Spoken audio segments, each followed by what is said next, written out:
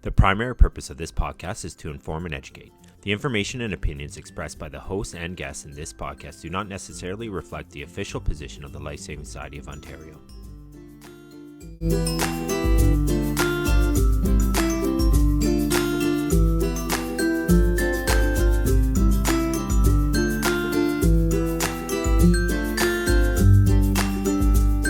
Hello and welcome to the Lifeguard for Life podcast. I'm your host, Stephanie Becklar, and I'm joined by my co-host, Jason Jolicoeur. Hi, Jason. Hi, Stephanie. How are you doing? Great. I'm super excited about this episode, and I know you are. I am. But first, before we get to that, I kind of want to hear a little bit about what you've been up to. Well, I have been kind of crushing it on TikTok lately. I don't know if you've noticed. But if you're listening to this, go and follow the Life Saving Society Ontario on TikTok. And if you're not following us on Instagram, Facebook, Twitter, YouTube, we've got the social channels covered. But we've been putting out some really fun TikToks. And recently we did a couple TikToks featuring Mira Cole, who was in our last episode. That's right. And sort of plugging the NL update launch. Oh, that's right. And speaking great. of that, our producer in the background here, Patrick King, and I both just did a National Lifeguard Update Clinic for a whole team of leadership staff. And it was quite a bit of fun. And it was nice. You ran the clinic? Yeah, we ran the clinic and it was great. We just downloaded the resources right from the leadership library and it's all ready to go for us. And it's funny since... Blended? Sorry, was that blended or was that in person? We ended up doing it in person for this organization, but you can obviously do it online as well. Yeah, and I'm getting requests from a few other affiliates to come out and run them because they I think they want to do it in person for their staff, which is great. They have that option. Yeah. It's good staff team building little activity as well and training, right? Yeah. It's kind of nice to get your staff together. So who do we have today, Stephanie? I'm so excited about this guest. So our guest today actually used to be the president of the Life Saving Society at one point and many other things, and now works at the society and is on my communications team. So when I first started working at the society, she was the president, and I was like, this person is incredible, like so much knowledge, kind, great person, just a natural presenter, natural leader, right? Like, I wish I had taken courses with her. I never have. I wasn't fortunate enough to do that. Maybe I will. I still could. But I haven't. But she's just fantastic. So today we have Juanita Bueschleb. And she is going to be walking us through the new Aquatic Supervisor and Aquatic Manager certifications that the Society is offering. Yes. So this is an update to what we used to call AST, right? Yeah, Aquatic Supervisor Training. Yeah. And I'm pretty excited about this. I'm an Aquatic Supervisor Training Instructor. So now I've been updated. So I'm the Aquatic Supervisor Instructor, I believe is what it's officially called. And I actually really liked the old program. The old program was good, and it always had really good feedback from candidates taking it, just because it was new stuff to them, and they always found it like very interesting, valuable, sometimes a little scary. Some of the stuff they were learning or didn't realize. But this new program is great because the new one has way more resources for instructors and the candidates in the class too. So I'm really excited to dive a little deeper into this with Juanita, because she's the expert and she knows quite a bit about it. And I feel like when I was sort of deck level staff, I took AST as it was and found it really helpful. So I think it's really important for affiliates to update and to run these and to make sure that they're giving those sort of extra safeguards, right? Yes. To train that leadership level staff on their decks. Yep. And all my head guards are required to have it. And I see a lot of benefit in them having it. And it kind of brings them up a whole other level coming out of that program. So it's kind of a no-brainer for us. And I think a lot of other organization affiliates see that benefit too. So why don't we bring her on? Yeah. Hi, Juanita. Thank you for joining us today on the Lifeguard for Life podcast. We're so happy to have you here. Thanks, Stephanie. I'm glad to be here. Jason and I know quite a bit about you. you. We kind of were discussing your story and history a little bit in our intro, but can you give us a bit of an overview? We know you've been a past president, and your current role with the society. Give us a little bit of your background. For sure. So I'm entering my 42nd year in aquatics. Yes, I know you guys aren't that old, but that's okay. I've worked extensively in municipal government as well as a stint in the private sector. And I have over 38 years of volunteer time in with the Life Saving Society. I'm one of the past presidents of the Life Saving Society Ontario branch. I'm also one of the past presidents of the Drowning Prevention Research Centre of Canada and sat on the National Board of Directors. And my volunteer career with the Society has everything from being an area chair to being the VP of training programs to being one of the original AST chairs and VP without portfolio, etc. So a little bit of everything in my past. And now you are a staff member with the society. I am. The pandemic hit and I tried to retire, and I thought that was the most boring thing in the whole entire route. It lasted about 2 weeks, and I reached out and started working on a contract with the society and the communications team. And that has eventually turned back into pretty much a full-time job with the society as a communications manager. And we are so fortunate to have your expertise in that role. It's fantastic. Oh, thanks. So today we'll pick your brain about, Jason. Yeah, we're looking at today the new Aquatic Manager program. So that was formerly Aquatic Supervisor training, correct, Juanita? Right. So originally it was the Aquatic Supervisor training and the Aquatic Management training were the two certifications. And what's the official new titles now? Aquatic Supervisor and Aquatic Manager. Perfect. Mm-hmm. So why was this certification originally created? So going back, getting a little history, looking at that Aquatic Supervisor training certificate, do you have some history on that? Why was that one first created? Yeah, unfortunately, lots of times out of tragedy becomes innovation and change. And this is no different. In 1993, there was a tragic drowning that happened of a child in a swimming pool, in a municipal swimming pool, that resulted in a coroner's inquest. And one of the coroner's recommendations was that the Life Saving Society develop a supervisory level certification to help supervise those who were in positions of lifeguards and instructors. It seemed to be a missing component or a missing level in the operation. So that's where it originally came from. Do you happen to remember when it first launched? Okay, yes, I do. And I was one of the first instructors. Yes. I remember when it first launched, and it was really, it was a big game changer in the industry. It took a little bit of time for people to go, hey, what is this and why do I need it? But once it started to get introduced, it really did change the way the industry run. No longer were we just putting instructors and lifeguards out onto pool decks and in the water with nobody watching over them, but we started to introduce that layer of that deck level supervisor, that beach level supervisor, camp level supervisor, which makes a big difference because we all know that our lifeguards are anywhere between the ages of 16 and 19, pretty much. And that whole prefrontal cortex development component comes into play. And sometimes they don't always make the very best decisions, not because they don't intend to, not because they're not trained, but sometimes there's little slip ups. So we always need someone who's watching the watchers. And that's really what the original certifications were developed for, the who's watching the watchers. And so how important would you say this is in our industry? Like, it obviously makes a big difference. Do you think it's been impactful since it was implemented? For sure, it's been impactful. We've seen over 14,000 people obtain the original certification just in the province of Ontario since it was launched. And it really does make a difference. We are known for how few drownings happen in lifeguard supervised settings. And a lot of that has to do not only with the lifeguards, but also with the support that they're receiving to be able to do their jobs effectively. And that's what these roles are for.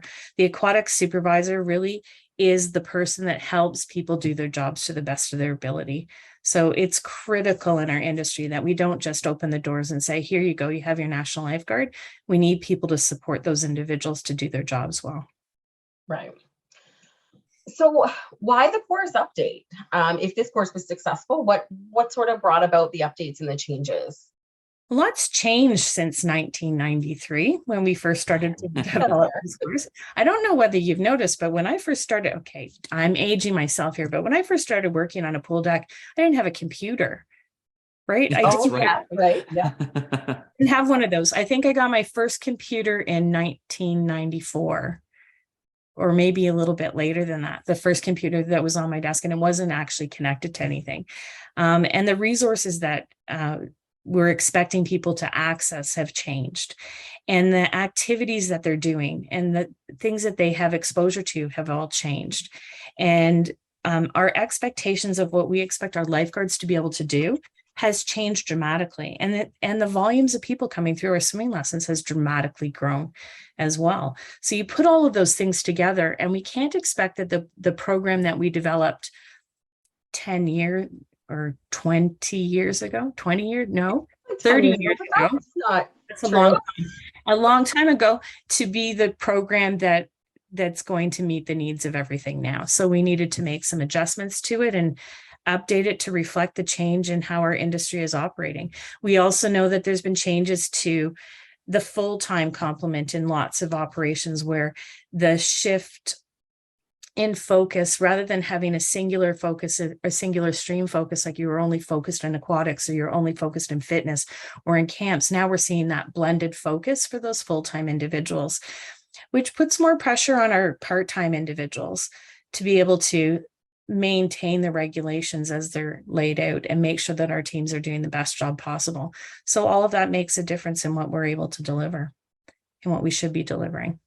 So I'm an affiliate with Licensing Society, and my head guards on deck do have the certification. I see a lot of value in it. But if I were a hesitant affiliate, do you have anything you would say to them to encourage them to introduce this program for their, head guards or deck supervisors? Right.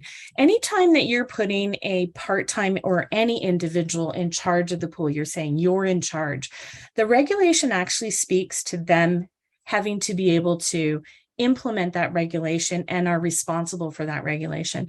But nowhere in our National Lifeguard certification or in our instructor certifications do we walk through that responsibility and say, here's the content that you're responsible for. So we do some work around general rules that they need to know as a lifeguard, and some very basic information that they need to know in terms of pool filtration and stuff. But we didn't get into the level of detail about supervising others supervising other team members inside of the National Lifeguard or instructor certifications. And that's what the real critical component is. So when we put people into a role, we need to actually train them to be competent in that role. And that's why it's so important to introduce Aquatic Supervisor. Okay, so I have the new books here. Yay! You can get these now, correct, at Lifeguard Depot? You can. Yeah. Yep. Okay. So my question is, a high level, like if you were to describe what are the differences between these two awards, or who would you Right. gear them towards? Yeah, like who takes supervisor, who should take manager? Like how do you know? So the Aquatic Supervisor is targeted at a person who typically is part-time in your organization, who is being left in charge of the aquatic operation for short periods of time, or working on the pool deck supervising other part-time team members, but not for extensively long periods of time. So they're not being left for months by themselves. And so it's their introduction to supervising others. They typically are not responsible for the programming of the pool or the setting of policies and procedures or SOPs. So that's where we're targeting the Aquatic Supervisor role.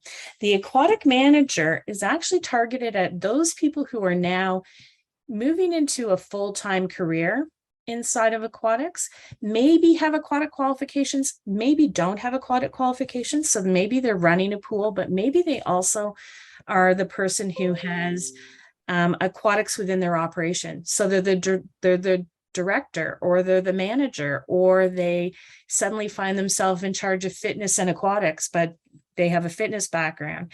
Those are the people that we're targeting inside of there. And it really does shift the focus to not only what do you need to understand about aquatics, but also what do you need to put in place to make sure that your aquatic operation is safe? And what training do you have to provide to your teams to make sure that it's safe? So it shifts that focus up a little bit. So they are very different courses. They have different focuses.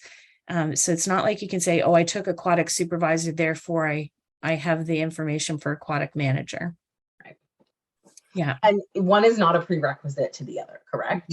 No. But there are prerequisite changes, Stephanie. So Aquatic Supervisor, now the prerequisites for Aquatic Supervisor is your swim instructor or your life-saving instructor and your national lifeguard.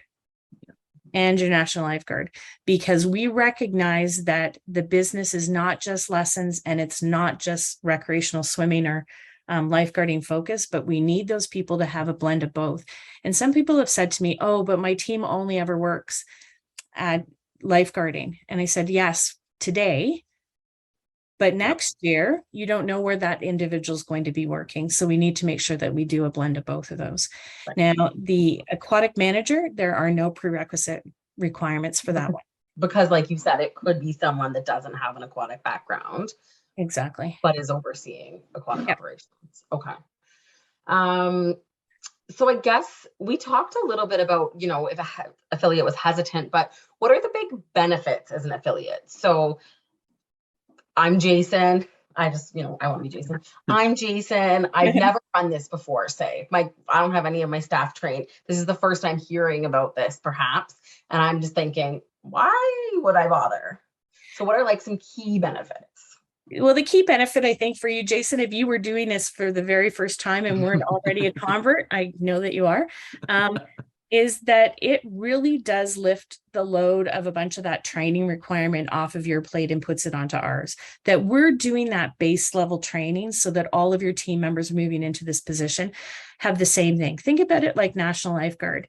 You don't want to be the certifier for National Lifeguards. You are reliant on somebody else to do that. And then you're overlaying your operational specific requirements. The same thing holds true here. Now, if you were doing it all by yourself, you need to decide what all that content is and the response and who's going to deliver it and what expertise do they need to deliver it. We've taken that from you and said, we can do this part. And now you just need to overlay your operational components on top of it. We're making your job easier. And wouldn't you prefer to have someone with 40 years experience designing the program than, I didn't do it by myself, Stephanie. Let's be truthful. There's a lot of volunteers. Remember, we were working on this for almost 11 years now. So there's a ton of people who have been engaged in this. The input and engagement in the development of this of these new programs has been significant. Yeah. And that goes for all of the Life Saving Society programs. Like, it's a very collaborative effort to put these programs together. And yes, you get the book and it seems very well thought out and organized, but there's so much that goes on behind the scenes to make sure that it is the best of the best and we're delivering the best programs. I will say I took Aquatic Supervisor training, back in the day when I first got promoted to a deck supervisor. And it gave you confidence, I think, right? So I'm assuming this would feel the same. You're going to have that confidence. Your staff are going to feel more confident. You're going to feel more confident in your staff who are trained with this as well. So I think that that's another big benefit that I can see. Yeah, and I teach this program quite often, and it's always fun to because I ask for feedback. They're moving into a supervisor role. They have to learn how to give feedback. And I ask for their feedback on a regular basis throughout the course. And it's always interesting when they say, wow, I never knew, but man, am I ever glad I took this course and now I know. Yeah. I find this particular course, you get that answer a lot. Like they weren't aware why some of these rules were in place or regulations. And it's really interesting to see them have that, aha moments. So just some more basic questions. So when can affiliates start offering the new program? They can offer it starting now. So they are January 1st, 2023 was the official launch for affiliates. And our request is that all affiliates have transitioned to the new certifications no later than December 31st, 2023. So it's a 1-year transition period, but the sooner you can get on board, the better. So as soon as you have instructors ready to roll, then you can start your implementation, minding that there's changes to the time and to the prerequisites and to the material requirements. Yeah. So on that note too, so I'm teaching this new program in at the end of February. But I'm really excited too for some of the resources. So can you just quickly talk about some of the resources that are available for instructors? Sure. So we have, for the very first time, a comprehensive aquatic management award guide and it includes both the Aquatic Supervisor and Aquatic Manager certifications.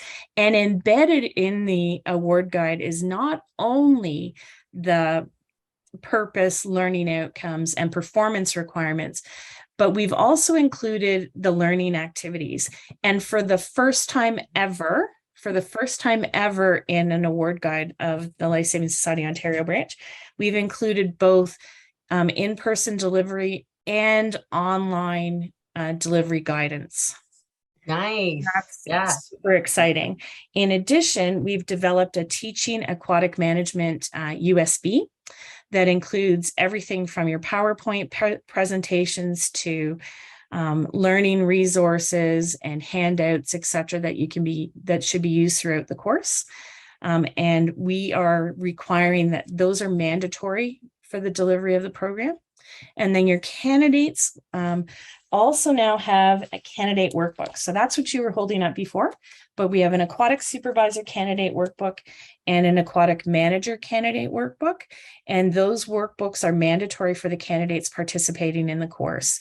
So, and it really is not, our thinking is that not only to use it on the course, as it guides them through the learning activities, provides them with the learning outcomes and the performance requirements and their expectations, but also to be used after the course as a reference tool, because there's lots of information that we're feeding to them in the course. And sometimes that can become a little bit overwhelming as they walk through it and they're like, you get off a course and you're like, I've learned too much.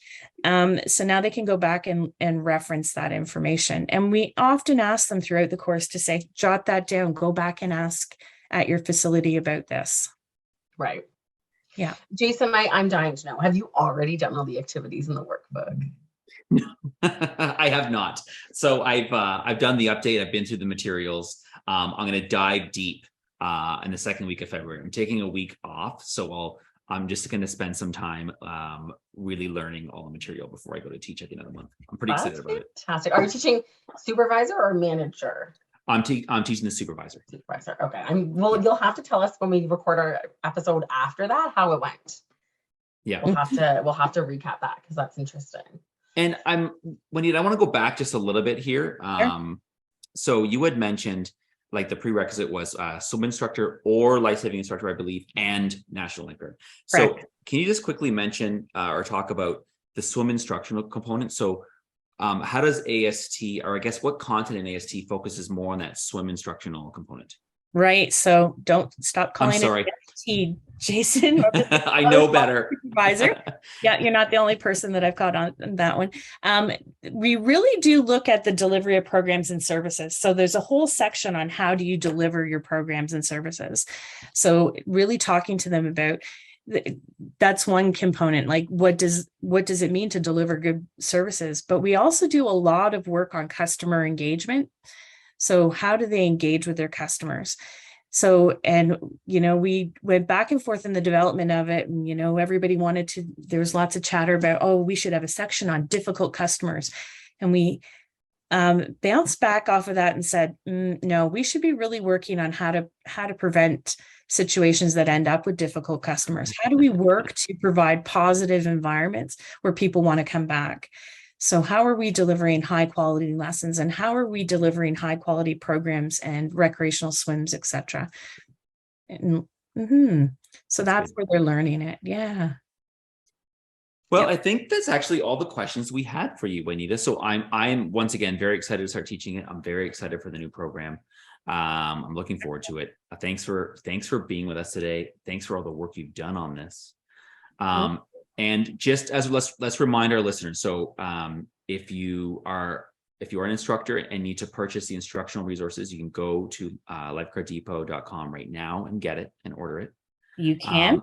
Yeah. And I'm assuming if you go and find a course on the Licensed website, you can already find some of these new courses that are being offered.